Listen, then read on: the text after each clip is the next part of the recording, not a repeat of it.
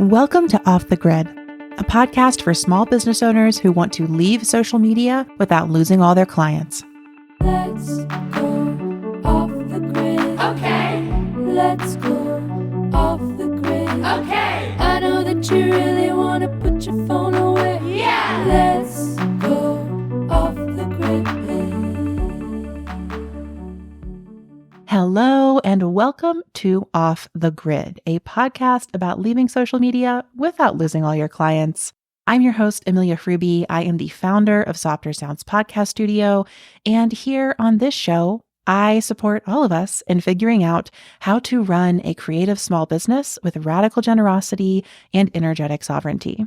This episode is the finale of season 4 of the show. We are wrapping things up a little bit early because, my dearest friends, I need a bit of a break. Don't we all need a bit of a break? Does anybody need more content right now? I really don't think so. So I am incredibly thrilled to bring you one more interview for the season. This is maybe my favorite one that I did all season. I say that every time because everyone is my favorite one. But today's feels especially special because I am talking to Amy Kuretsky, who is someone that I was learning from when I started my business and who taught me a lot of the things I know about how to run a successful online business, and then made some really big changes in her business over the past year. And we're going to talk all about that in today's episode. Before I tell you more about Amy, I just want to make sure that you know about a few cool things we have going on here at Off the Grid.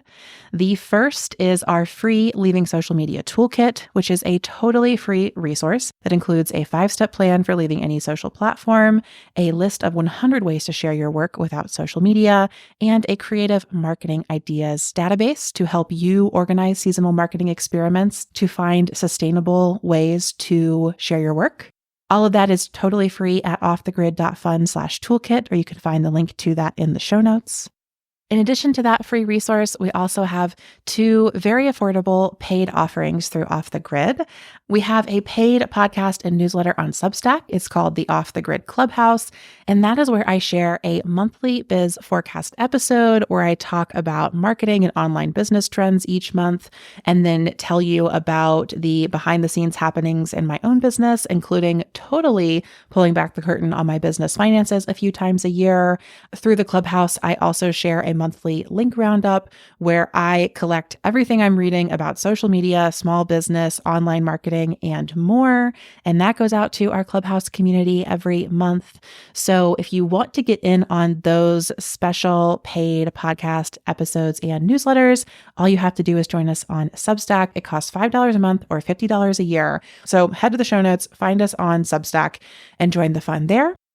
And our final offering that we have through Off the Grid is the Interweb membership. So this is our annual membership where I host monthly events for Off the Grid community members. It includes at least 2 virtual retreats a year, 2 free coaching days a year, and a whole portal of recordings of all of our courses and events, including some really great ones from other community members. The doors to the interweb are currently closed, but you can hop on the wait list and you'll be the first to be invited in January when I reopen before our January retreat. So if you love Off the Grid, I really hope you'll get the free Leaving Social Media Toolkit. If you want more episodes and emails from me, I hope you'll join us in the Clubhouse. And then if you're really craving more community or more business education in the year ahead, I hope you will get on the wait list for the interweb. Those are the ways that we can stay in touch while the show is out of season. And I can't wait to become better biz friends in the weeks and months to come. So all of that shared, let me tell you more about today's episode and our special guest. Today, I am talking to Amy Kuretsky about everything creative small business, particularly what led her to wind down her online business a little over a year ago, and all the things that she knows about running a brick and mortar business, including how to market a brick and mortar, how to lead a team, and so much more. If you don't know Amy, I'm so glad to introduce you to her, and let me tell you a little more about all the amazing things she's done. Amy Kuretsky is a licensed acupuncturist, herbalist, breathwork facilitator, and nationally board-certified health coach working on Dakota ancestral land, now known as Minneapolis. She uses a wide toolbox of healing tools to help her patients feel better as they find deeper trust in their healing capacity, tap into their intuition, and offer themselves more compassion. Along with her patient-facing work, Amy has also been a business owner for over a decade and is currently the co-owner of Constellation Acupuncture and Healing Arts in Northeast Minneapolis. There, she works with patients, helps manage a busy clinic, and leads a team of 12. I love everything that Amy is up to, and I can't wait for you to hear all about it from her. Because this is our season finale, this interview is a little longer than usual. I wanted to give you some extra minutes to chew on, to enjoy before we go on break. I will be back in January with a 2025 marketing toolkit exclusively for all of you lovely listeners, and I can't wait to share it. For now, let's dive on in to this conversation with Amy Kuretsky. Welcome, Amy. I am so thrilled to have you on the podcast. This is a long time coming. I'm really happy to be here and to see your face and to catch up. I mean, before I had all my own things in the online business space, I was a part of your community of business owners who were like gathering on Discord and met each other through your Patreon. And so it always feels exciting to like reconnect with people who I feel like really kind of guided me into this space and were mentors for me early in my business. I'm just really, really grateful for you overall, and especially for you being here today to share all your experiences and wisdom with listeners. Thank you again. Oh, well, I'm very happy to be here. I generally show up to basically every space I'm in with this mindset of like, we are all teachers and we are all students. There are all things that we are experts in, but there are all things that we can learn more in and other people are experts in. And so I feel similarly about you. There's so many things I've learned from you over the years. And so it feels very full circle to be here today. I love it. So when we were planning this conversation, I basically reached out to you and was like, I want to have a conversation about why you decided to close your online business and refocus on your brick and mortar business. But to have that conversation, I do think we need to like go back in time and give listeners some context on like your journey in and through self-employment. So I know this is an impossible ask, but I'm wondering if you could give us a brief-ish recap of your journey into self-employment and running a small business. I'm happy to do that. And also, I think we're going to go on like a meandering path together a little bit. I guess it starts back in 2013, which is when I graduated with my master's degree in Chinese medicine.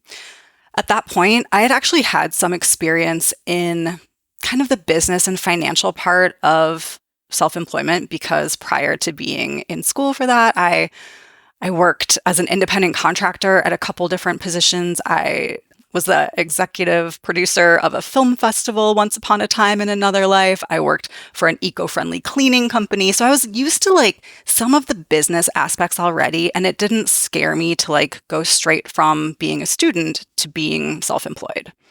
Also, there's not a lot of jobs, like good jobs for acupuncturists that are straight out of school. Most of the really great jobs in hospital settings, you need to be in practice for several years already and have that kind of like under your belt. And so the majority of students who graduate from acupuncture school kind of are almost forced into going into self-employment. And the unfortunate part of that is that most schools don't actually give you a lot of education on how to run a business. Like I was in school for 3 years year-round for this master's degree where I got so much education and hands-on time becoming an acupuncturist, but only 2 very short classes of those, like 1-credit classes, were about practice management. So almost immediately when I opened up my solo practice, I kind of had to do what I consider like my own online MBA of like becoming a business owner where this is back in 2013. So blogs were still a really big thing. Podcasts were just at the start of becoming like a big thing.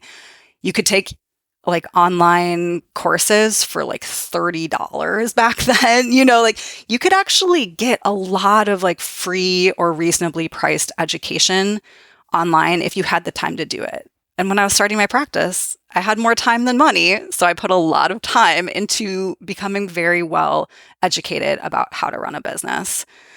And no, I like didn't take B school or any of those like things. I very much pieced it all together. And then that kind of slowly grew over time. When you're running your own business, it can feel like a lot of pressure all of a sudden to have to financially support yourself. And I've seen time and time again business owners who go all in 100% on their online business or their in-person business or whatever kind of business.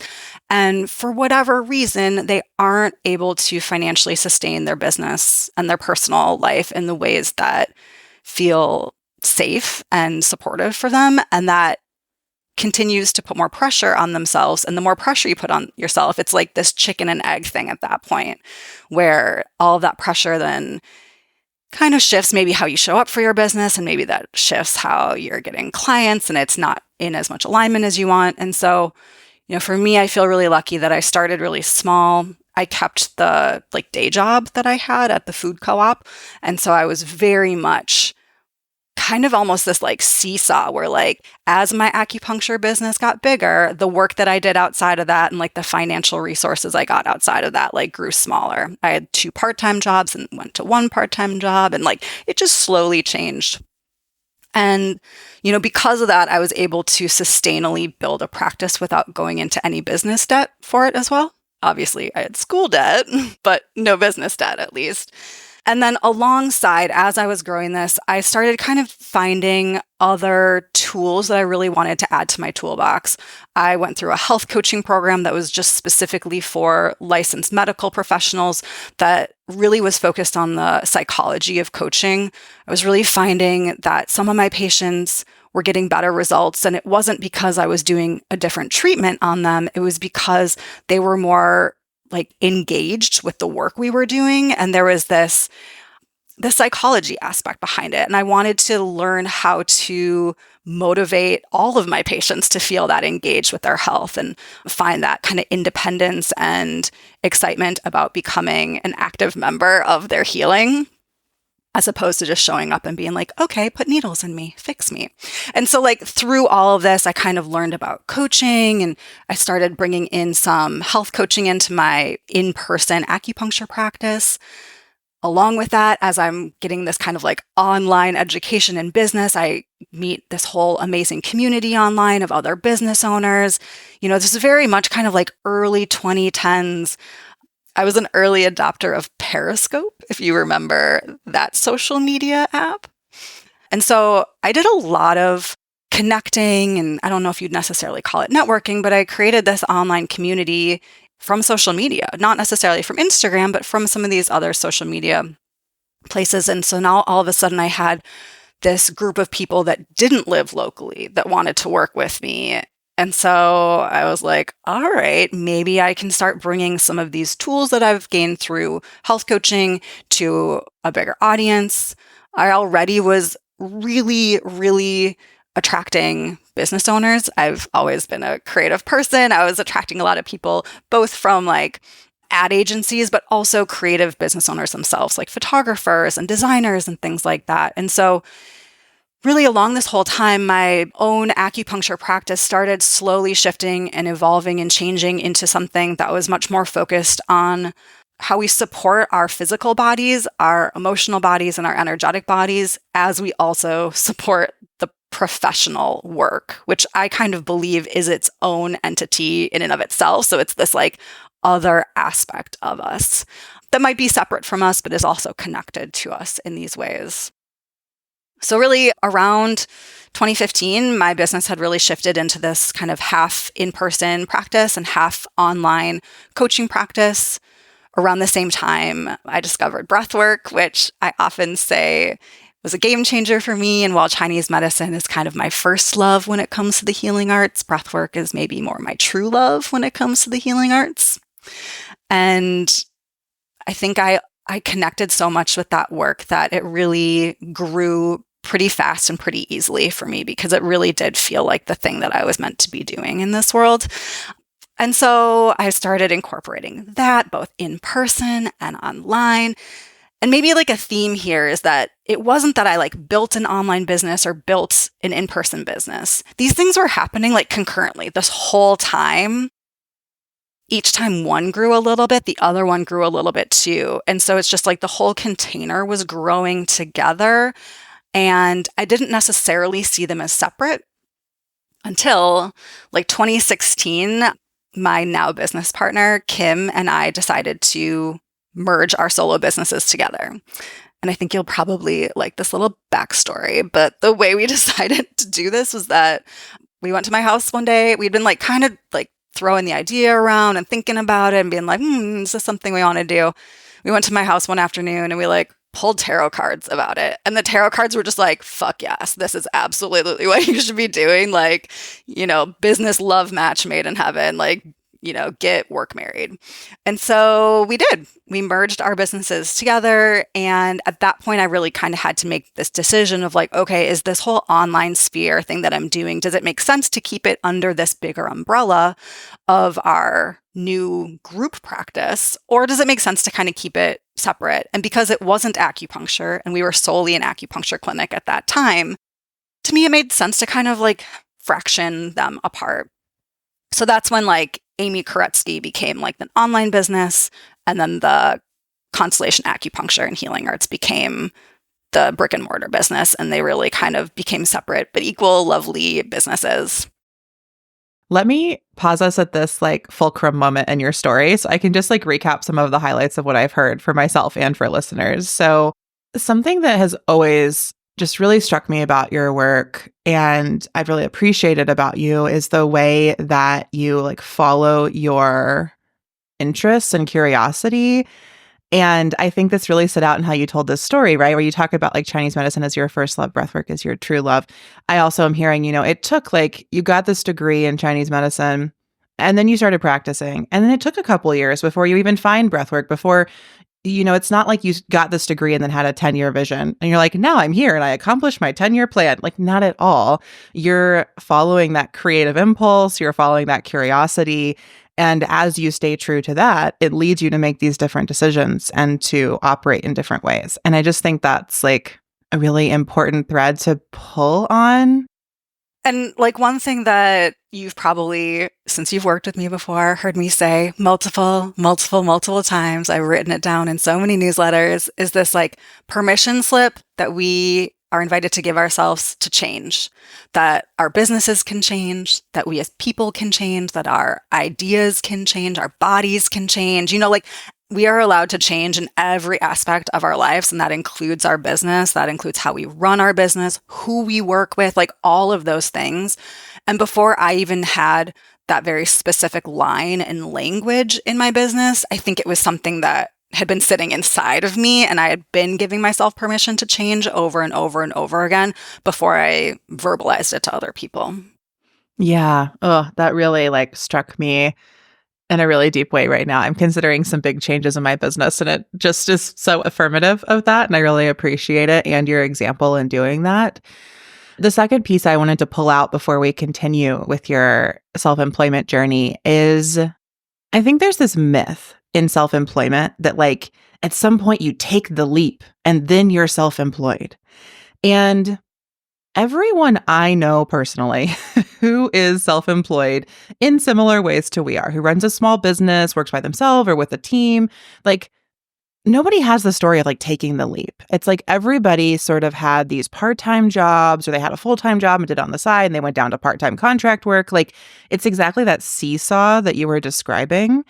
And I think that this is something I spoke to earlier this season in my self-employment as a spectrum episode. But I also think that like your journey just really reminds me and all of us that sort of idea that you're going to like leap into full-time self-employment is in and of itself, I just think not a really helpful way to conceptualize this. And I think there's like maybe a concern that business owners have that if from the outside looking towards them, that if they are not in this fully functioning, super high, glossy, professional sort of like, oh, it looks like I've been in business for 10 years, even though I'm in my first year of business, that somehow they are less good at their job or less worthy in some way, which is absolutely untrue. But I think that is a misconception that some people can have, which then might make them like preemptively take that leap before they are either financially or emotionally or, ready in some way. I didn't even say this at the beginning, but like one of the reasons why I was able to do this really gentle seesaw is because of community elders who came before me in the acupuncture world. Like there's a wonderful woman here in town who is still a dear friend of mine who had a practice, and she let me rent a room from her for like 2 afternoons a week. It was fully furnished. All I really had to do was provide my own linens and like my needles and stuff, but I didn't have to furnish a room. I didn't have to pay the overhead for a full lease on my own. I literally started with 8 hours a week and then grew that over the course of like 8 months until I was ready to have a space of my own. I found a space of my own that was like within my budget. It was a single room. It was small. It was great. And my business partner, Kim, she graduated acupuncture school about 1.5 years after I did. And so I did the same thing for her. I let her rent my space at a very reasonable rate, just a couple days a week. And then she grew hers to the point where she needed more space. And that's when we kind of decided together that we were going to take this bigger leap together. But even that happened slow. We moved to a slightly larger space in that same building and just hired a couple people, had a very small team in the very beginning compared to what our business looks like now in a different location with a different size team. But so it's been a very gradual change over these 10 years. By no means did I go straight from being in school to like getting a huge bank loan, doing a build out, having like 5-year lease on a space right away. Like that would not, I don't think my nervous system would have been able to handle it. And I don't think that I would have been as successful over the time as I have been. Yeah. Oh, I appreciate that reflection so much. Something that has just been coming up over and over on the show, probably the whole time I've been making it, but especially this season, is just like the importance of pacing and that we can't move faster than our nervous system can move, even if we logically or strategically want to. And this becomes a huge problem in the realm of social media with this concept of like virality and that growth should be explosive and instant. And I think that I just love to talk to business owners who will center in like how slowly this went for them. And also recognizing like it wasn't that slow. You know, it didn't take you a decade to go from school to a 1-room practice. It's fine if it takes other people that long. But I think too, something I'm reminded of is like pace is so relative. And really often, whether we think we're moving fast or slow, it's actually just dependent on what we're looking at around us, right? Like if I'm standing next to, I don't know, a cheetah, which would never happen, I'm going to feel like I'm moving really slowly as opposed to like if I'm next to a snail and I'll feel like I'm moving really fast. So all of this is so relative. Well, and I'm a triple fire sign, so there's a lot. I have an earth rising sign, but I have a lot of fire in my chart. And so I tend to move at a pretty quick pace, which is why I think I'm able to change and pivot pretty quickly without too much worry or concern about it. It's like, well, we're gonna shift in this way.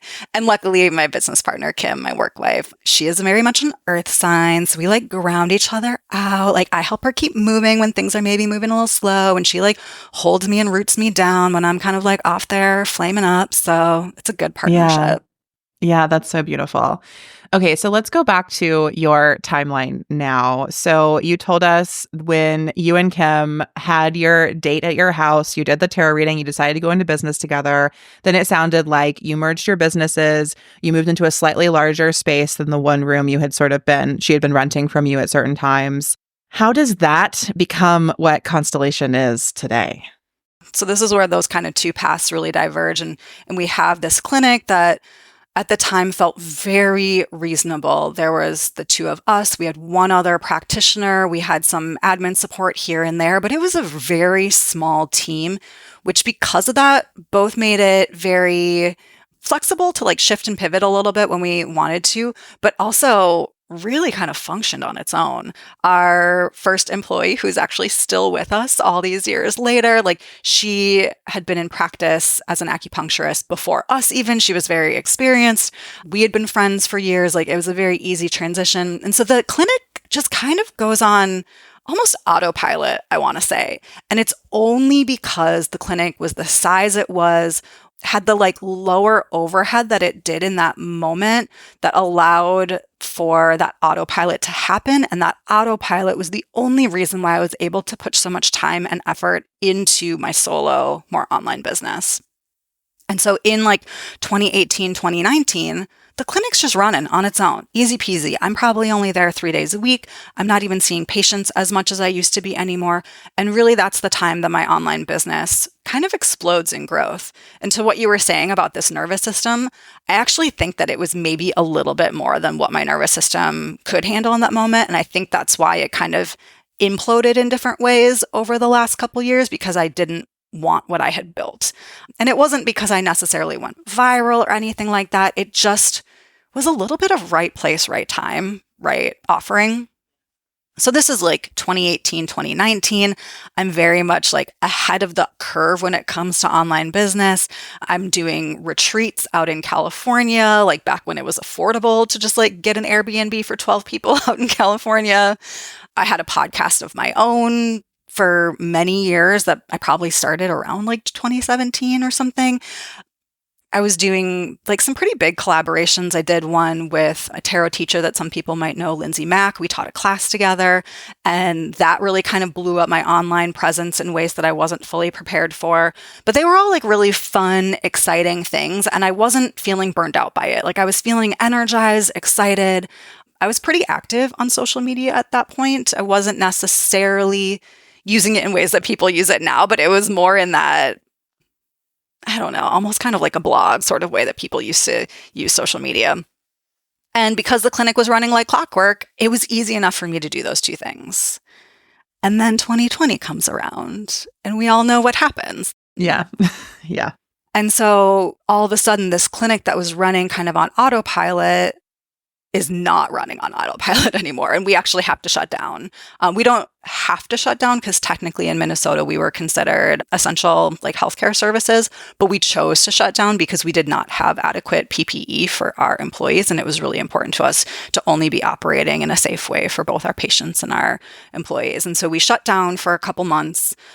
Kim and I were probably putting in 3 times as much work and effort into the business at that point than we ever had when it was like open and running. It was just an all hands on deck sort of situation and incredibly stressful. We're also located in Minneapolis, where George Floyd was murdered. The whole city was very traumatized at that time.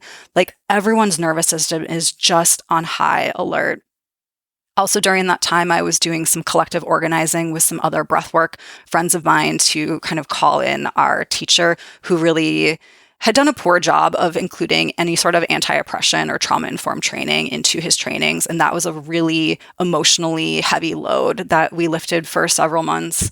And so there was just a lot going on. And all of that in my nervous system, like really lit a match in my body. And I'm someone who lives with chronic disease, multiple autoimmune diseases, had spinal surgeries when I was in my 20s that weren't necessarily giving me the relief that I needed. And all of a sudden, my body shut down and I had to get surgery again. And so in early 2021, I had a spinal surgery that took me out of physical in-person work at the clinic for almost 3 months.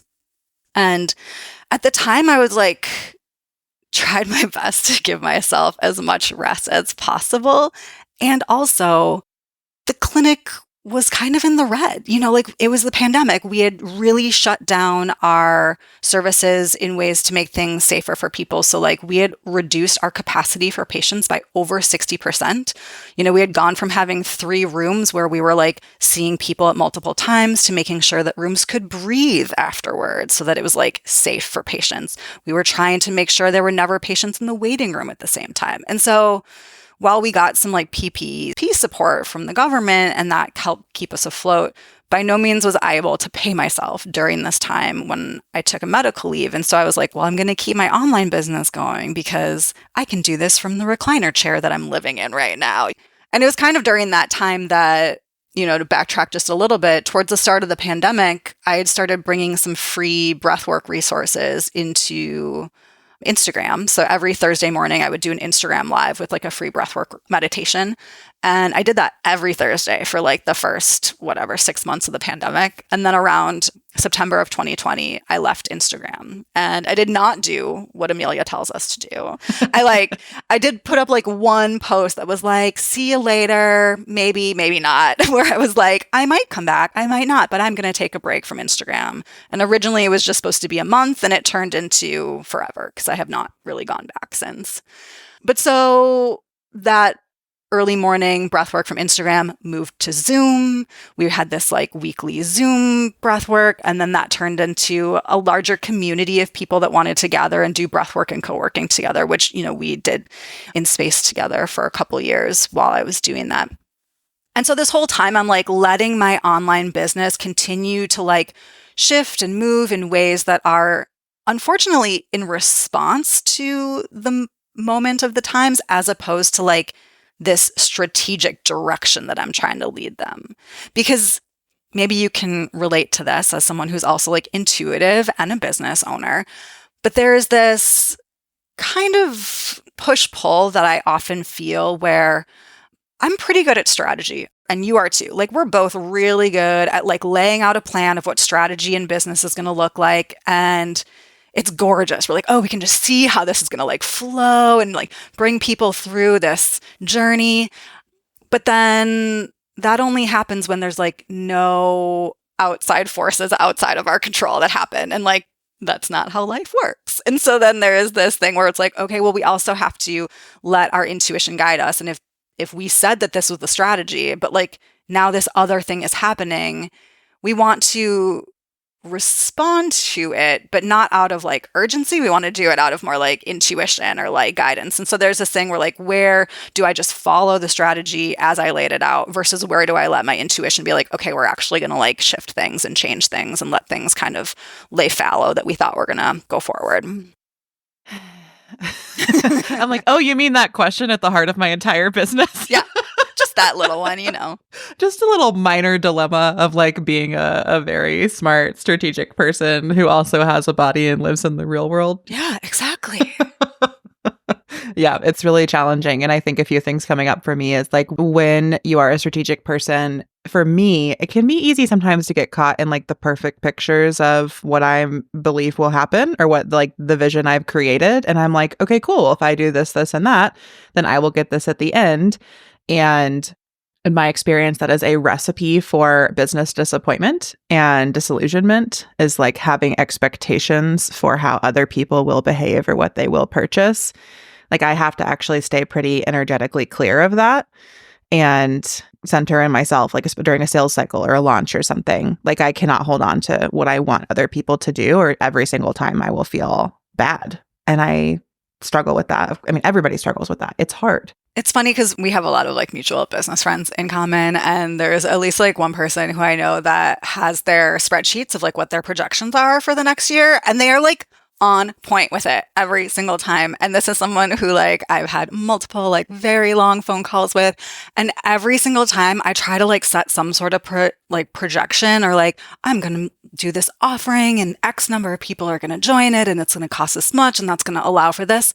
That never happens. For me, like my biggest sources of like revenue have generally been a surprise, which was something I really had to like let go of the control over. Like, it's usually been I get invited to do this thing that I wasn't expecting to do and it like brings in a bunch of money, or I get asked to fly somewhere and lead a retreat like for somebody else and get paid for it, where it's like, I did not, I did not like reach out to anyone. This was no cold calls or warm calls or anything like that. I didn't like sell anything. They're literally things that just like landed in my lap.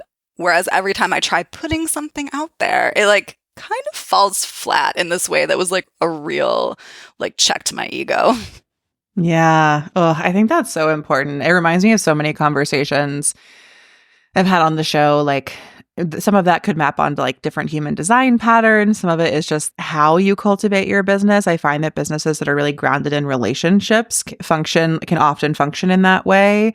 I think there are so many factors here, but I really believe that any business journey is a practice of surrender, and that it is important. I say this all the time. It's important to know what you want because otherwise you can get really off track really fast in this world. But basically, other than knowing where you are and what you really want, like everything else, we just have to figure out as we go. It's kind of the idea of like magic and spell making. Like you need to have an intention, but like there's always the this or better. You know, like we can put it out there, but we don't know the best way to get there. So if we don't say like this or better, spirit might bring in something a little kooky. Oh, that's such a nice reminder for myself too. So we're almost to like modern days. We're almost to here where we are. So let me finish up really quick. And so during these like later pandemic years, because let's not forget, pandemic isn't technically over, but during these like later pandemic years, in some ways I was really ahead of the curve because I had already been doing online work for so long that it so wasn't hard for me to like let all that keep going. I had so many clients that were at that point kind of retainer clients. I wasn't necessarily actively trying to bring in new ones, but I was working with people on and off, people coming back into my orbit in different ways.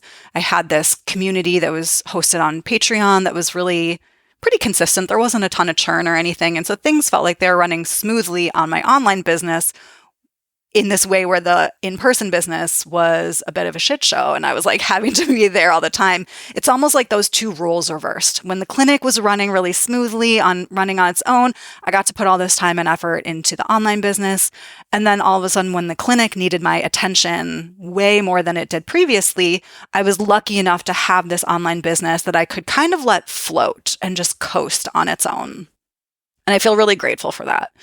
And I think what happened, and you're asking me about like, why did I decide to let go of that online business? I think it really just comes down to the fact that like over time, my in-person business has needed more and more of my physical time, energy, emotional support, all of those things. And I wasn't willing to start working 80 hours a week, is really what it comes down to. Like if I was going to give the in-person business what it needed and still have the online business present, it was going to stretch myself too thin. And that kind of happened in 2023. I unfortunately got diagnosed with cancer. I had to take another medical leave of absence. I'm today cancer-free, gratefully. Thank you for modern medicine. But during that time, I had taken some time off. And then when I was thinking about starting to come back to the clinic, all of a sudden we had kind of a sudden personnel change at the clinic that changed my needs to the clinic to be that I had to be there 5 days a week. I had to be seeing patients 5 days a week to kind of take on some of that load. And in the beginning, I felt kind of resentful about that. I still really liked the online business. I liked what I was doing. I wasn't happy about how this all kind of played out. But I had to really make a pretty significant mindset shift. I had to like really be honest with myself and be like, okay, being resentful about this is not going to like help the situation whatsoever. And I had some pretty like tearful conversations with Kim, like about how I was feeling overwhelmed and like not enjoying this work anymore. And we kind of came to this mutual conclusion where it's like, okay, I'm going to recommit 100% of my energy to the clinic for the next 3 years. At that time, there was 3 years left in our lease. It was like, I'm fully here, fully present until this lease is over with. And then at that time, like both her and I have permission to change this business in whatever way we need to. Like we feel committed to it in this moment exactly as it is and to want to give it our all. But when this lease is up, like if we both decide that this isn't what we want to do anymore and we want to scale down, we want to go separate ways and go solo, like we have permission to do that at that point. And I think having those really honest and compassionate conversations with ourselves and having that mindset shift really allowed me to have this moment of clarity where it's like, okay, if I'm going to do this, I want to do it. I want to do it right. I want to do it fully. I want to be fully present and enjoy it. And in order to do that, something has to go. And what that was the online business. I love hearing you explain this because from the outside, I had all these ideas of what was happening. And this is not the story I was telling about your business. So I'm like really happy to hear you tell this story for me. And I'm sure for other people who've been like following your journey and are telling their own stories about your business. I'm curious, during those moments of like the feeling of resentment, I appreciate you sharing that because I think it's very real. Was there any point where you like looked at the online business and you were like, could I just do this? Like, what if I stepped out of the clinic now and like left that work. And how did you think through that? Like, what came from that train of thought? I did. And I'm going to talk about tarot for a minute. And I know you love tarot and so many other people love tarot. So let's just go there. And this is something that I wouldn't necessarily say is like my own original idea, but is more informed by like Lindsay's work and by Sarah Gottesdiener's work. But this idea that like tarot, while it can be a predictive tool at times, doesn't mean that the future is set in stone. Like you still have autonomy. You can pull cards about what is maybe going to happen if you take this action, but you actually have the choice to either take that action or not take that action. And for a long time, I'd been feeling this pull of maybe scaling back the in-person practice for my role in it for a long time and really going all in the online space or the, let's say more like coaching space.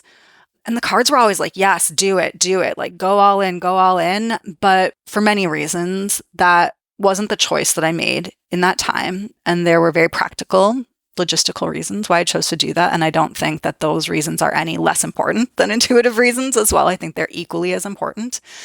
And part of that, at least at that moment in time, one of the reasons why I didn't go that route was I was burnt out on online work. Not necessarily like I wasn't burnt out on the work. I was just burnt out on the online requirement of that work. And it felt really good to be in practice in person with people. It felt really good to be in community.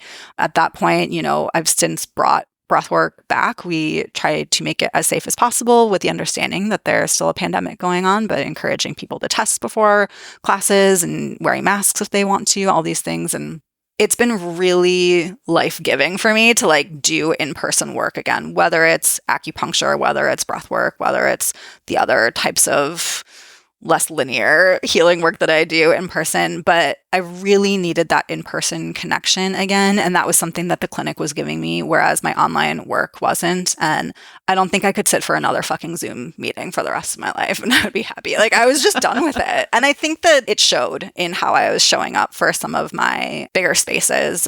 I had been doing a online breathwork, like longer class that originated as an in-person class in Minnesota that was very popular before the pandemic. And just synchronicity-wise, we had already planned on moving it over to Zoom the middle of March of 2020 because I was going to be in California during that time. And I was like, well, let's just do it. We'll bring it on Zoom. I know how to do this. It's fine. And then that just happened to be the first week of the pandemic.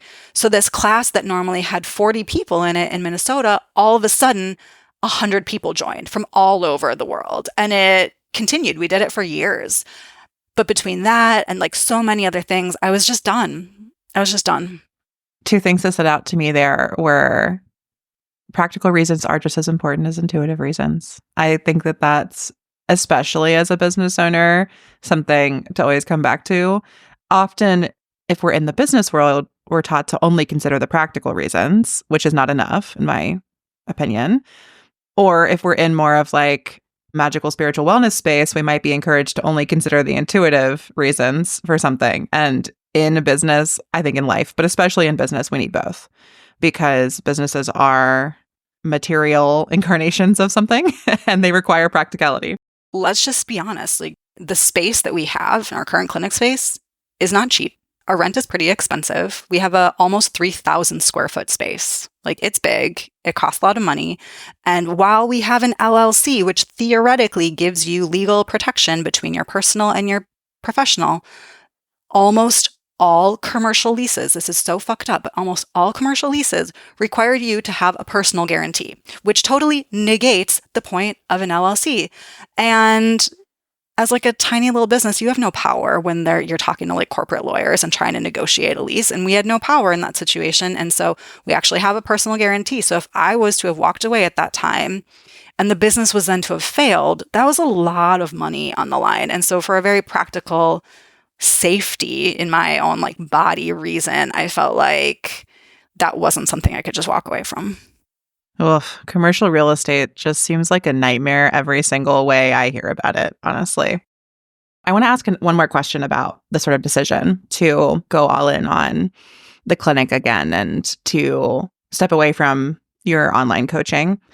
So I hear you on one major motivating factor is like, got to get offline, got to get back into the world, feeling that deep burnout with virtual interactions or spaces or Zoom rooms. I can totally relate to that. But it sounds to me like another big piece of that is also your like partnership with Kim and being able to come to that decision together. So I'm curious if you could share a little bit more about like, how do you have a conversation like that with somebody that you've worked with for so long? How do you prepare yourself to go into that conversation? How does it feel to have it? Is there anything you'd like to share with us just about like partnership and being committed to a business together through these very tumultuous years? I mean, it is a marriage, like legally in so many ways, we are like bound to each other in sometimes more ways than my actual husband and I are, you know? Yeah. And because of that, just like any sort of relationship, romantic or not, there needs to be a lot of open communication. So I think that the only reason why that was able to happen was because we had always been doing that. Like we had had really open lines of communication this whole time. You know, we're both people who are holding a lot of tender emotional space for our patients. And so it can sometimes be easier to hold that space for other people than it is to have that space held for us. But because we have each other, we are able to have that role and to like reflect that back and to encourage each other to share in these ways. And that has been incredibly important. And I don't think that business partnership is right for everyone. I've heard horror stories from friends and colleagues in different ways. And both Kim and I will say this, shouting it from the rooftops, that like we are just so grateful that amidst all of the highs and lows of business, like the one thing that has always felt so clear for both of us is like that our relationship is the most important part of it and like keeping that strong. And so, you know, just like a relationship, we make date nights, you know, we have like work date nights and times where we're like, you know, both focus on the business. We'll do work wife weekends. We do these like solo retreats where the two of us will get like a cabin in the woods with no internet and like talk business planning for a whole weekend, or get a hotel downtown that does have internet and just like order pizza and like fix the website for 24 hours and stuff. And then we also try to have times where we like hang out not business related, because we weren't actually particularly good friends before we became business partners. And so it takes work sometimes for us to spend time together and not have it be business related. And so we have to set aside time for that as well. But it's a relationship just like any other relationship is. For me, hearing you talk about working with Kim, it like kind of gives me this healing that I need around another myth of self-employment, which is sort of like a version of the individualism myth. Like I think a lot of the time, the way that specifically online business is held up is this sort of sense that like you can stay home by yourself and make $1 million and you don't have to do anything or talk to anybody. And it's like very much this like solo individual journey. Behind all of those front-facing people are like so many helpers, whether it's like a social media manager or like a virtual assistant or whatever, that are doing so much of the really important care work of the business. Yes. First myth, those people are not doing it alone. But I also think like the second myth for me is that like doing it alone feels better than doing it with others. I think there's this real sense that like if you do it alone, it's all yours. And I have found time and time again in my own personal experience and with almost all of the business owners I talk to, like we crave other people. We get lonely. We want that connection. And when you're working online from your house, you really have to find ways to cultivate that. And for me, you know, not to the same extent as you and your work with Kim, but I have also brought partnership into my businesses. You know, my friend Taylor and I launched a business together. I taught a year-long course with my friend Grace. Like, I think that doing it together is actually one of the real joys of self-employment or having your own small business. And everything you shared just highlighted and reminded me of that, because it's so easy to get pulled into that, like, I'm a solopreneur, it's my business, it's my money, etc. But I just think that's like so much less fulfilling for me personally. Yeah, and it's so helpful to have like a sounding board. You know, we get stuck in our own echo chambers, and to like have someone to like talk through things with, or like navigate struggles, whether they're personal struggles or professional struggles. Like There have been multiple times where Kim and I are there to support each other through really big things that, because our lives and our businesses are intertwined in so many ways, it's impossible for things not to kind of seep into each other. And so to have that really anchored support system is important. I have one more question before we move into talking about brick and mortar business and all of your advice for that. I know there are listeners listening right now who are kind of working through this process of like, I want to wind down my business and how do I do it? And I'm curious if you could share like what existed in your business when you got ready to wind it down and how did you wind those things down? And I know part of your process is like, I ghosted my email list for 6 months, et cetera. But like, like I want to hear that stuff too. Like I would love to just kind of know, like from the point where you're like, I got to wind this down, what did you do next to actually accomplish that? I stopped selling. And that was actually originally a experiment. I was like, what would happen if I stopped actively selling? Because as I mentioned earlier, some of my most interesting and lucrative opportunities didn't come through selling. They just came to me randomly. So I was like, what would happen if I actually stopped actively trying to selling and just kind of like open the doors to whatever wanted to come in? And what actually happened was exactly that. I stopped taking on new clients. The couple of retainer clients that I still had knew that I was thinking about winding things down. And so we started kind of talking about what closing that container would look like at the timeline that felt right for their business. But I didn't take on anyone new. And no one new was like showing up wanting to work with me. I will say that every once in a while I'll still get someone, but honestly, I usually just send them to Jen Carrington because like she's the person that works most similarly to like how I work without using breathwork.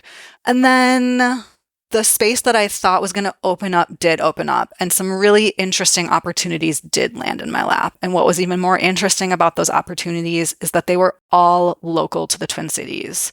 They were still like, paying me to travel places and lead breath work and do these really awesome, fun things. But the communities that they were servicing were all local communities. And so what I had already been really feeling was this desire to connect more with in-person was happening. So I let go of selling, and then I started letting go of my tech stack that I didn't need. And so that was like, I had, as you said, like basically ghosted my newsletter list for a good 6 months. And don't forget, this is after I had closed Instagram like years before that. And so I really wasn't connecting with audience members at all. And so then I finally, after so long of being like, oh, I need to send I'm closing my business email. I need to send this. But like thinking that it needed to be perfect or like have this insightful like thing that wraps it all up in a bow or whatever, which like my body and brain and nervous system just didn't have the capacity for that. And I was like, well, it's going to be as messy as the rest of things are. I'm just going to send it. And so that's the email that you keep referring back to, and got rid of Flowdesk because I didn't really want to spend that money anymore if I wasn't using it. And yeah, got rid of the rest of my tech stack that I didn't need, really just kept Zoom because I'm still using Zoom. I do still have one aspect of my online business technically, which is I have a Patreon group. And once a month I do a live group breathwork call. That's actually free to anybody who is a breathwork subscriber or is a subscriber on Patreon. So you don't even have to be a paid subscriber, just a subscriber, and you can get access to a free live breathwork call. And then the people who are paid subscribers get that as a recording as well. But so that's really the only tech that I kept. It's pretty simple. And I think that's the benefit of having a fairly simple business. Like my business was not complicated, and so it wasn't that complicated to close it. Yeah. You didn't have like 20 things built in Kajabi that cost you $1 million a year. You didn't have people who'd bought these like lifetime courses that now you have to be like, well, life of this is over. And I had done some of those things. Like I had done some group programs and courses that were like lifetime access. But with those things, I was always doing it so low key. Like it was either hosted on Dropbox, where like I do still have a Dropbox because I use it for personal stuff too. And like it was either hosted that or I'd actually sent people the MP3 recordings. Like there was no big structure that needed to get like brick by brick taken down. I appreciate that you had that simplicity in your business. And I also think that is like something that has shifted over the past few years is like people's expectations around just like, if I buy a class, what will it be? Or like all of this. And I think that's one of those like myths of successful online entrepreneurship that like you're only successful if you have this really big tech stack, if you use all of these like fancy tools, and forgetting the value actually comes from the service that's being provided, not the way it's being delivered. Like it obviously needs to be delivered effectively, but there's a lot of ways to deliver something effectively, and it doesn't always have to be fancy. Very, very true. Hey there, lovely Off the Grid listener. We're taking a quick break from the episode because I want to make sure that you know that you can now become an Off the Grid sponsor and share your work during a mid-roll ad like this or in a pre-roll ad before every episode on our feed. If you'd like to hear your work shared by me and featured in a spot like this, you can head to the show notes to learn more about our ad opportunities. Okay, now let's talk about brick and mortar business. So I would love to hear first, like, how did Constellation become a team of 12? Because I feel like we've heard the story of like when you were a small team and it ran itself and then through the pandemic and then you had to recommit. But how did you become 12 of you? And what does it look like right now? Basically came about because we needed to move our space. Our building had been sold. We didn't love our new landlords. Our lease was up. It was time to move. We wanted to have a space that better fit our needs, and we didn't have a lot of money to do a build out. And so the space we found that didn't need a build out and fit the needs that we had was 5 treatment rooms and like almost 3,000 square feet. So it's big. And it's gorgeous. If you live in the Twin Cities, you should come see us. It's a lovely space. And it's not street level, like it's hidden away in like an old warehouse building. So like we don't get any of that benefit of like people driving down the street and seeing our sign or anything like that. You really have to go out and intentionally find us if you want to find us. But basically it comes back to that practicality. I really had a lot of resistance to growing a team of that size because I came into this work because I wanted to treat patients, not because I wanted to manage a team of 12. You know, like that is not necessarily my innate skill set. And I really admire the people who it is their innate skill set because it is not always that easy. But financially, we tried to make it work. We like grew the team a little bit when we first moved into that space. And then it got to the point where Kim and I had to be really real with each other and be like, okay, if we actually want this clinic to be profitable, and not just like profitable, but actually like start to really offer awesome benefits to our employees and stuff. And granted, all of our employees are actual employees. Oftentimes in the service world, people say that you're an employee, but really you're an independent contractor who don't get any of the protections or benefits of employment. And from the very beginning, it was our intention to only hire people as W-2 employees and to give all of those protections to them. It was really important to us. And that's pretty expensive also. And so for a variety of reasons, we realized we needed to have a higher utilization rate of our space. It really couldn't be that there were only like 2 rooms being used at any one time. Like we needed all 5 rooms being filled most of the time. And so we had to grow the team to accommodate that. And I'm so fucking grateful that right now and for the last year, we've had an amazing team that is just so wonderful, so awesome, so excited about the work they do. We give our team a lot of autonomy. And so that means that like we're pretty flexible with things because how they want to work might shift and change, and that might shift and change the needs for the business in different ways. But that has allowed us to have some pretty great employees that have stayed with us for a really long time. And it also helps with retention. Like when you have great employees who are doing great work and like what they're doing and feel supported, it's not that hard to have patient retention or client retention because the work that they do is phenomenal and it's going to make clients want to come back pretty easily. But so yeah, 12 is kind of what we ended up on to fill the rooms all the time. First of all, I just want to underscore, highlight, share admiration for the fact that you and Kim run this business with employees. And I say that as someone who has a team of contractors, partially because it is very challenging to hire employees, give them the benefits that they both are legally required and you might just personally or politically feel like they deserve. And manage those costs. It is incredibly expensive. And let me say, we are by no means perfect. We are not in a financial position where we're giving people like healthcare even at this point, but that is definitely a goal of ours. And like we're doing what we can do when we can do it. And we have learned through a lot of trial and error and some like real hard growing pains that you can only give what you can sustainably give. Because there were times where we, out of our value system, really wanted to give something and we gave it. And then we couldn't actually financially support it and we had to pull it back. And that was incredibly hard and incredibly upsetting in so many ways. And that sucked. But it was the reality of the moment. Gosh, I empathize with that so much. And it's definitely been one of my learnings leading a tiny contractor team is like that I can't overpromise. Even if something feels to me like how it should be based on my politics and my values, I've had to really sit with myself and be like, that promise is meaningless if I can't like back it up and sustainably commit to it over time, which is so hard when you like care about human beings. So like that I just always appreciate about your work and the honesty around those sorts of conversations.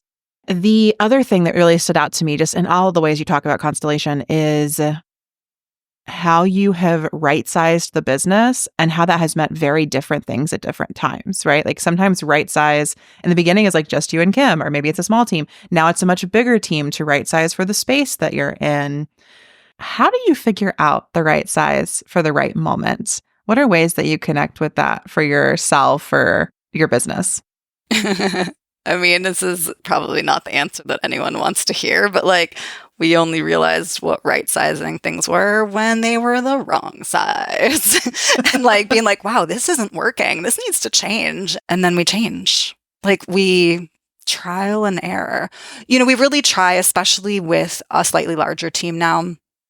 We do as best as we can to not give our team whiplash. Like when you're a small team, you can really easily shift and change and pivot. When you're a team of one, when you're a solo person, you can shift and change and pivot all you want because it only affects you. But the larger team you have, it's like harder to steer that boat, you know, to like turn that around. And so it's really important to us to take our time with big decisions now. So it used to be like a decision was made and it could go into effect the next week. And now Kim and I might take like 3 to 6 months to make a decision, and it might take another 3 months to implement it. And it's a much slower process, which to all of that fire in my chart, I can feel really impatient about it. And then Kim is really good about grounding me and keeping me focused. Oh, I can relate as a Aries Sun Gemini Moon. I'm like, but the now, it's only now. Well, and also it just feels easier now. Like we're kind of, even though we're a much bigger team, we're kind of back to that space that we were when we were just 3 people where the clinic kind of runs itself. Granted, I am there still like kind of in a full-time capacity, but a lot of that time is seeing patients. It's not necessarily like managing the team anymore. We've put in so many systems and processes, and we have certain team members that have taken on additional roles and responsibilities, whether it's like some marketing stuff or ordering supplies and herbs and things, or even kind of managing some of the front desk team that Kim and I can leave at the same time. We can both be gone for like a full week at a time and have no concerns that the like business is going to burn down. Like we were just gone together for a whole week up north running our 2nd annual wellness retreat up in Bayfield, Wisconsin. And not once did we worry that there was something wrong at the clinic. And we even came back to just like a normal amount of emails instead of all of these wild questions. I'm going to like insert like an applause sound effect here. Like what a place to get your business to where you really can step away and to have the systems in place and have a team that you trust and that trusts you and will run the business even if you're not present. I love this. You know, as part of that, like one of our team members has a business credit card in her name. So it's like, you know, even those little things where it's like, okay, if we're both gone and something huge and necessary breaks, Steph can just buy it. Like she has a credit card for the business with her name on it and she can go ahead and do it. And we trust her to buy what needs to be bought. I think something I said to the team the first time that Kim and I were ever gone at the same time was like, we empower you to make decisions for the business because we trust you. please don't hire or fire anyone, but that's literally the only thing that we don't want you to do while we're gone. I love it. You're like, there's this one line, but otherwise, you got it. I'm curious, just as a follow-up to that, like, could you share one or a few of like the systems that you've put in place that you feel like really empower the team to do their best or to work in even when you're gone or work in your stead? The first thing that we kind of really outsourced that was a big game changer for us was, like I said, giving one of our staff members the role of purchasing. And so making sure that supplies are stocked, that retail is stocked, that she has a credit card to buy what she needs to buy for the clinic, so that even those like simple things that for a long time when you're kind of like a micro business, the owner ends up doing, like going to Costco and buying more like nitrile gloves or, different things like that, we don't have to worry about, because every Monday Steph is doing ordering and making sure that the clinic has what it needs. So that's a real like operational one.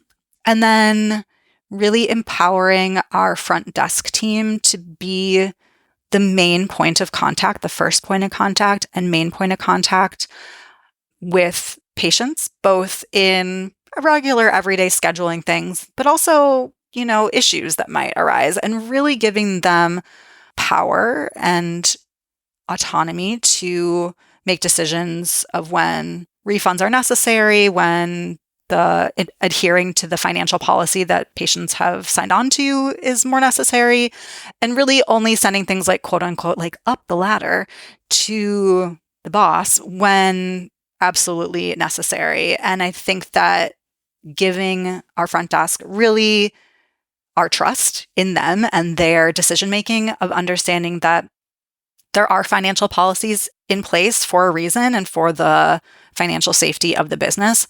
And also, we are all human beings, and we understand when things happen or different choices need to be made, and trusting that they're making the decisions with the information that they have at hand, and that that's the right decision to make.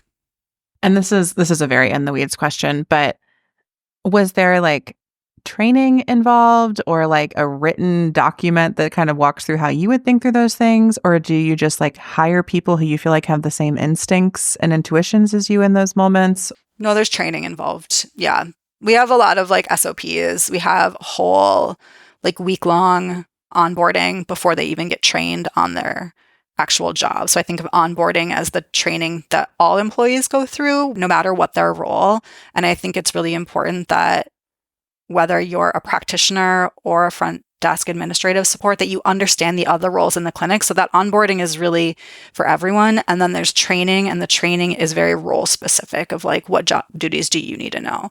And so there's SOPs, there's templated emails that are already written in our verbiage and things like that. And then some of it is also culture, where the more junior employees might look to the more senior employees to be like, "Oh, I'm not sure what to do here." And then they like help each other in a lot of ways. Thank you for laying that out for me. Sometimes I'm just like, how does this happen? Because people don't just have the same instincts as you. And I think too often we kind of assume they will or rely on that when we're hiring, and that doesn't work. There's also like a gigantic FAQ Google Doc that the front desk has made over time, where like if there's an answer that they don't know, or if there's a question they don't have the answer to, and then they ask us and we give them the answer, then they add it to this gigantic, long-running FAQ document so they can refer back to it if that question ever comes back again. Brilliant. Beautiful. I love it. Okay. I feel like I took you down this path of like my business owner brain that's more about like, how do I manage a team? How do I think about growth, etc. But I know that a lot of listeners, they're just trying to like get a brick and mortar business up and running. They've got a little shop they're getting going. They're thinking about starting something like that. And so I'd love to know, like, what advice do you have for brick and mortar businesses for attracting new clients, retaining the ones that they have, and just essentially like marketing their business with or without social media? Okay, I've got thoughts. This is where my like Mercury and Virgo brain is going to like bullet point out some real good things. I love it. I can't wait. Give it to us. So the first thing, I think the most important thing, and this is a sad but true reality, and I know you, Amelia, and I know that You're not going to love what I'm about to say, but I'm going to say it anyway. And the most important thing for a brick and mortar business is to have a good Google business profile. Ugh. That's okay. We can like throw up a little bit in our mouth, but we still got to go there. It's the reality. So that means like filling out that profile fully. If you're like, what is a Google business profile? It's basically that thing that shows up when you're in like Google Maps and you like click on a business, and then on the right side, there's like all that information that comes down. And if you're like real brand new, the way you find it is like from your Google, you like click that little thing in the top right that gives you all those different options. And if you're actually signed up as a business profile, as opposed to just like my personal Gmail account, then there will be an option for like Google business profile information. Fill it out. Use the same spelling in your address everywhere. So like anytime you're using it, spell it the same way. Google doesn't like it when you spell like street with ST and then you spell it like in its full word later. Like keep it really consistent. This is all for the purpose of showing up on Google Maps.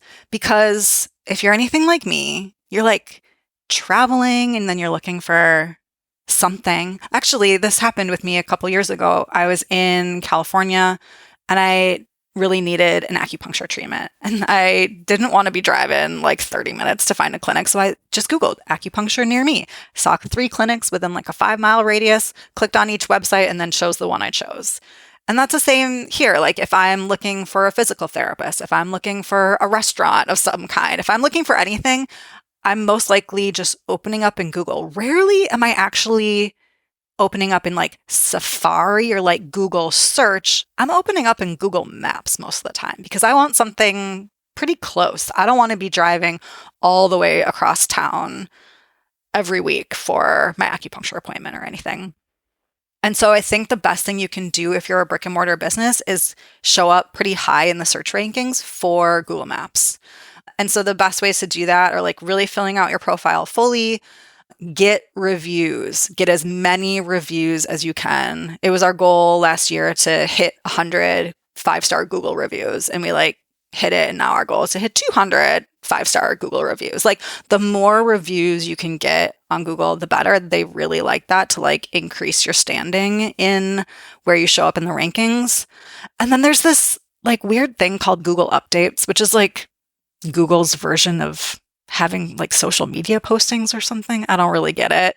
I don't get it, but I use it. And and basically it's one of those things, just like with the rest of Google, where on your website, they like it if you update it every so often. It's like new information, you know, the little web spiders or whatever that crawl around. They like seeing new information. So use that updates option. I don't do anything spectacular for it. I literally copy and paste repurpose content for that, whether it's from my newsletter or from our Instagram feed or something like that. So that's the number one thing. And it's totally boring, not super glamorous, not super fun, but so effective. Like for local business owners, the most effective thing. So that's like a very tangible thing that you can put on your, like it's on my weekly Asana. Every Monday, I have like these different things that I do. And one of them is making sure that Google Updates has like new reviews on it and new updates, all of that. But then the other thing that I think is most important, and here I'm going to say that majority of this information was originated by Michelle Warner, which if you are unfamiliar with her, I think Amelia, you know her because I think I've introduced you to her work already. Yes, she's been on the podcast. Thanks to you. She is the best. I cannot say enough good things about her. But there's 2 different things that she's talked about that really shifted the way I think about marketing. And first off, one of them is this idea of relationship versus traffic marketing. And so like this idea of what kind of business you are. Are you the business that needs relationship marketing, or are you a business that needs traffic marketing? And things like social media, that's actually more of a traffic marketing approach. And we're a relationship business. And so we should be focusing on relationship marketing. So we've really put a lot of time and effort into cultivating relationships with other local businesses and organizations. We will sometimes do kind of traffic-based things such as paid advertisements, but we only do them with organizations that we actually have relationship with. And so we kind of merge those 2 things together. So for instance, there's a local food co-op that's only a couple blocks from our space. We teach classes there every quarter. We teach like 1 to 2 classes there. And so not only is that relationship forming that way, but then they'll post about it on their social media, or it'll be in the newsletter that comes out quarterly. We also do some paid ads with that co-op so that in that newsletter that comes out quarterly, there's a little coupon ad that shows up in there. That's really one of the only places that we do paid advertisement. We also did a relationship, not with a local org, but with a more values-aligned org, which is called Everywhere is Queer. We're a queer-owned clinic. We have a large population of queer and trans patients. And Everywhere is Queer is a pretty new app that came out in the last year that is basically like a Google Maps for queer businesses. It's super awesome. Highly recommend downloading it if you're someone that travels a lot and wants to find values-aligned businesses when you're traveling, or businesses that feel safe to use in their services. So we have done some like paid, it's not an ad necessarily, but we were one of the like original, I don't know what they call it, like original sponsors of that ad. And that was a paid opportunity that gave us higher placement in there. So really connecting with like relationship-based organizations that are close to you, where going back to one of the things that Michelle talks about, this idea, instead of focusing on your client avatar, your like ideal client that you want to work with, instead thinking about your ideal referral partner. So maybe your ideal referral partner, for us, like people who shop at co-ops are generally a little bit more health focused than people who don't shop at co-ops. And also, our services are one-on-one services. We really value community acupuncture and the service it provides in the community. However, we are not a community acupuncture clinic. And so people who shop at co-ops sometimes can afford more one-on-one services. So like thinking all these different ways that there's this intersection of the client of different services that they would use. So those are 2 things.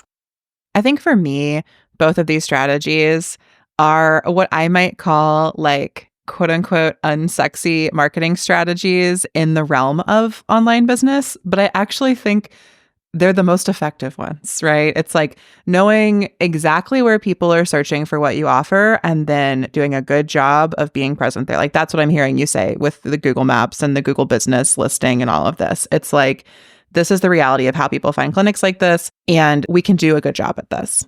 Similarly with relationship marketing, I think people often think it's indirect or it's like less sexy because I'm not like talking to my ideal client all the time. But actually, by building those relationships, you develop the word of mouth reputation and referral network that can really be an engine that runs your business and supplies it with clients sustainably in the long term. And I think what I really appreciate about these 2 examples you gave is we got both like a digital platform-based example and a personal relationship-based example, both of which are really making an impact in your brick and mortar business. Yeah. And the thing that is coming up for me when you said like these sort of unsexy things, it kind of brings me back to this not fully formed thought that I have that actually feels a little like vulnerable to say out loud, but I think a lot of people really probably need to hear it, which is that going back to this time of like when I'm deciding to shut down my business, I had to really get clear about what I had room for and what I didn't have room for. And I think so often as online business owners, this might feel hard saying or hearing, but like we make ourselves busier than we need to be because we focus on things that make us feel important versus things that actually are important for our business. And that can be like a hard pill to swallow, but I find is so true, where we can fill up our time really easily with things that feel so reasonably important, but are in so many ways busy work or just things that kind of like stoke our ego in different ways, or maybe because we feel bad that we don't have enough paid work, but because capitalism makes us think that we need to be working to be valued, then we like fill that time with courses that we've paid for but like aren't ever going to finish, or like things like that. And it really breaks my heart to like see who I was at some points in my life when like I kind of fit that definition and see so many other business owners who I see doing that. That kind of goes back to this idea of businesses that are, for whatever reason, maybe shutting down. I feel like there's a lot of important work that we're missing out on that can help grow our businesses because it's unsexy and we don't want to do it. I really appreciate you saying all of that. And I co-sign everything you just said because, I mean, one, I am quote unquote guilty of this myself, right? Like, how many days at 3:00 do I catch myself just like, I'm going to open my work inbox, then I'm going to open my personal inbox, then I'm going to open my Notion notifications. And I just like cycle through them for like an hour. And like, there's really nothing new. I'm just kind of like hanging out, working, doing really nothing. And then I like re-update my task list. And I've spent an hour doing these things that don't impact anything I'm doing. Right. Or you keep consuming educational content without actually implementing any of it. And so you like know all the things that you should be doing, but aren't necessarily doing any of the things that you could be doing. And I think another example of this I see all the time is when someone has perhaps like a primarily one-on-one business that is not full-on clients, then I hear from almost every person in this position, they're like, I'm going to make a course. And they spend all this time building a course when in fact, they don't have the audience size required to make a successful course. I love you're like literally hiding from me as I say this. I mean, it's like giving me like a panic attack just like hearing this because I resonate so deeply and see so many other business owners out there doing where I just want to like give them a hug and be like, you don't need to do this. Yes. And, you know, honestly, this comes up in Softer Sounds, my own business. Like, I definitely get inquiries from people where I'm like, you don't need to make a podcast. Like, what you think a podcast is going to do for your business, it's not going to do. And at this stage, you know, I've definitely been in projects where halfway through I realize, oh, you're just making a podcast because you think it's a smart business decision. And like, I kind of think a podcast is never going to solve your problems. There's so many great reasons to make podcasts. Obviously, I love doing it. But like, if the problem in your business is like, I don't have enough clients, I'm not making enough revenue, like a podcast is not the answer. Also, like in those circumstances, the more maybe effective answer is to get on other people's podcasts. So like expand your reach through that shared trust that people already have in this other person. I think that being guests on other people's podcasts is a great way to expand your network and to bring people into your community. But having your own is a really fun project to do. And you get to like ask cool people to be interviewed if you want to like meet new people. But it's not necessarily like the answer. Which kind of goes back to some of like what Michelle was talking about.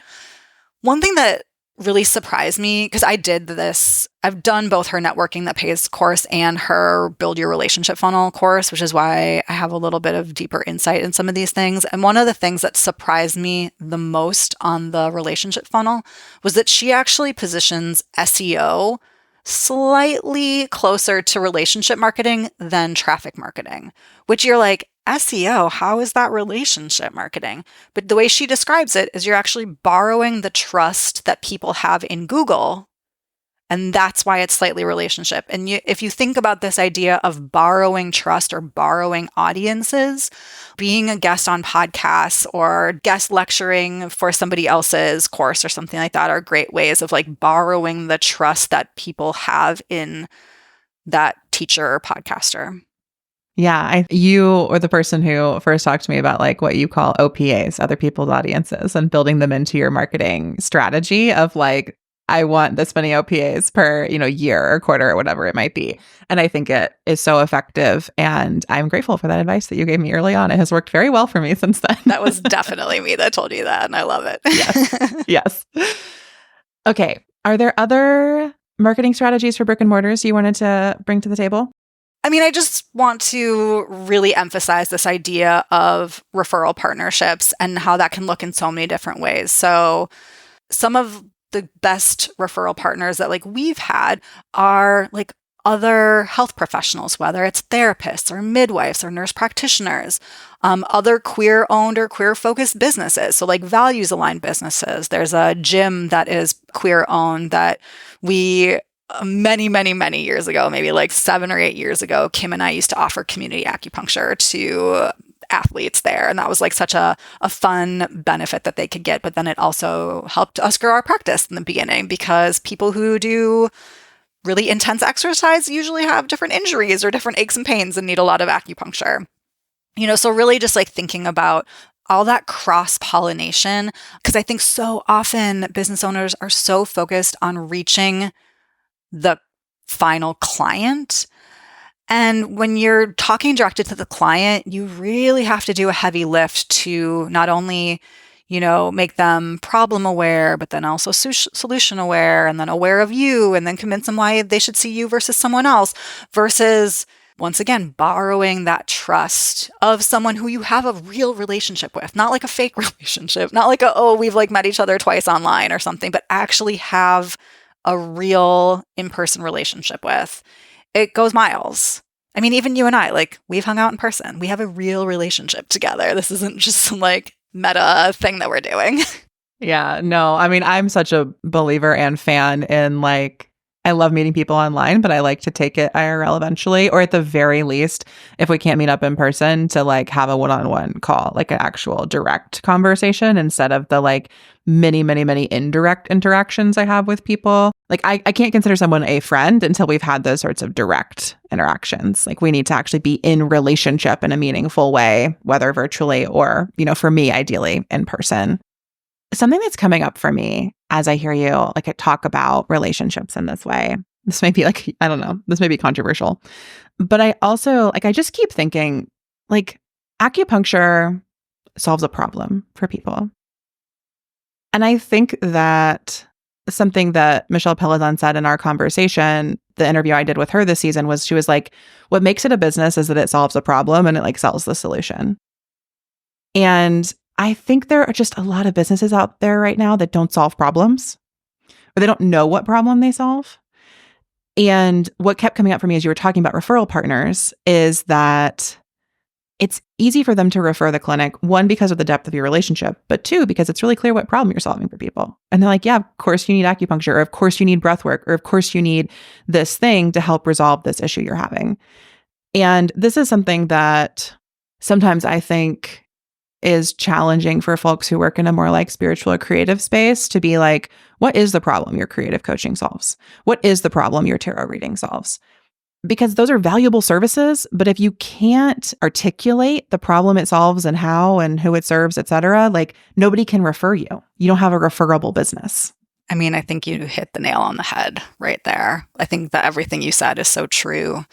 And I was having a conversation with someone last week actually about this. And what is that really, really trite saying that's like, do the thing you love and you'll never feel like you're working a day in your life. Like I feel like there was a big momentum for that in the 2010s, even 2020s, as people are, realizing that their current working situation isn't working for them with the pandemic and everything, and shifting and finding something different. I think instead of having a problem where they're like, oh, I would be really good at solving this problem, I want to solve this problem for people, they were just like, well, I don't want to do this one thing anymore. And I really like doing this other thing. So I'm just going to do this thing and it'll work out.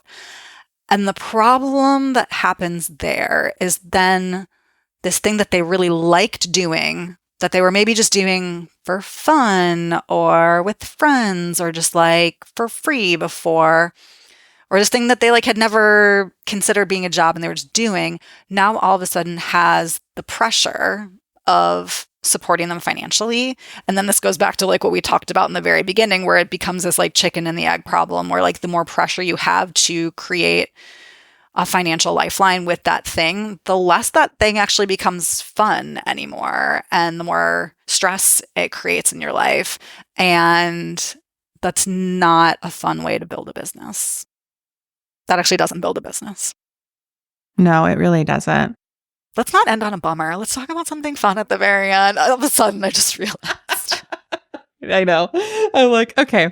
One of my favorite things about our friendship as fellow business owners is that I feel like we do a good job of being like, we love being in business. It's great. Also, these things are really hard and bad and horrible, but also we love it. So and our Voxers are very like up and down. Yeah. Yes, absolutely. I think we're both just like very happy to do that sort of real talk moment of like, this isn't working, people. It's not going to work that way. Can't make it work that way, etc. But also to like celebrate what is working and what is fun. And also like how amazing that we are in this place in the world where there are so many amazing small businesses, micro businesses, however you want to define them, that are doing really fucking cool things in the world and making real impacts.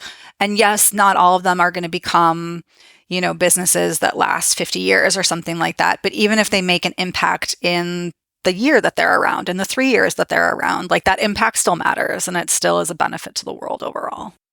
So much so. And I think that success in those instances, it's all about your like frame of reference and your expectations, right? Like, I'm so glad that there are people out there running like the small presses that I love that I know do not make them a full-time income and will never make them a full-time income, but they make, maybe $10,000 a year or whatever, and they keep doing it. And I'm so grateful because I get to read books that they put out. It's like, it goes back to that self-employment as a spectrum piece. It does not have to be your full-time income to be valuable and meaningful and have an impact. But I think so often, like what makes it a quote unquote success or failure is just our relationship to what we expect for it. And if we are expecting it to be our full-time income, putting that pressure on that you're describing, like that can make it feel like a failure, even if it is to other people, like indubitably a success. Yeah, I mean, a lot of people from the outside might have seen me close my business and just assumed that it failed, that like it didn't have clients and that it went out of business. And I had my own kind of internal process that I talked through with my therapist about the idea of like, am I failing by closing this down, even though it's a choice that I'm closing it down? And really came to the conclusion that like, I'm doing this on my terms and I'm doing it to choose something else instead of to be drop kicked by this thing. Oh, the truth. And it's so real, right? Like I said earlier, like I was telling myself stories about why you shut down your business, and people do. Like that's a part of it, right? We work in public. We are perceived. People will tell the stories they tell about our work. But again, like having that conversation with your therapist instead of like, on an Instagram live where you like air all of your fear for the world. It's just very different. Amy, is there anything else that you wanted to talk about or share today that we have not gotten to in this 90-minute conversation? No, I feel like I'm really happy that we got to have this conversation today and really meander in all the fun places that our brains like to meander. And it's such an honor to be here with you. And thank you. Yeah, thank you so much. So in the show notes, I will link to your Patreon so folks can get subscribed there, can come to the free breathwork sessions or upgrade to get the recordings of the sessions. I will also link to Constellation. So anybody in the Twin Cities area or who visits the Twin Cities area can check you all out, come to your breathwork gatherings. And I will just say that like, while I talked mainly about acupuncture and breathwork, we've got some amazing massage therapists there. We have a wonderful Reiki practitioner. We have a practitioner of Ayurvedic bodywork. There are some really cool services that we provide at the clinic. So check us out. Absolutely. I can't wait to come to Minneapolis again and see everything that you're doing at Constellation. And is there anywhere else you'd like me to send folks to connect with you in your work? Nope, that feels good. Thank you. Love it. Thank you so much. Thank you, listeners, for joining us for this conversation. I hope that it gives you a lot to chew on and digest as the show heads into our winter break. We will most certainly see you off the grid. Thanks for listening to Off the Grid. Don't forget to grab your free Leaving Social Media toolkit at offthegrid.fun/toolkit. This podcast is a Softer Sounds production. Our music is by Melissa Caitlin Carter of Making Audio Magic, and our logo is by Natelier Studio. I'm your host, Amelia Ruby, and until next time, I'll see you off the grid and on the interweb. Let's go off the grid. Okay. Let's go off the grid. Okay. I know that you really want to put your phone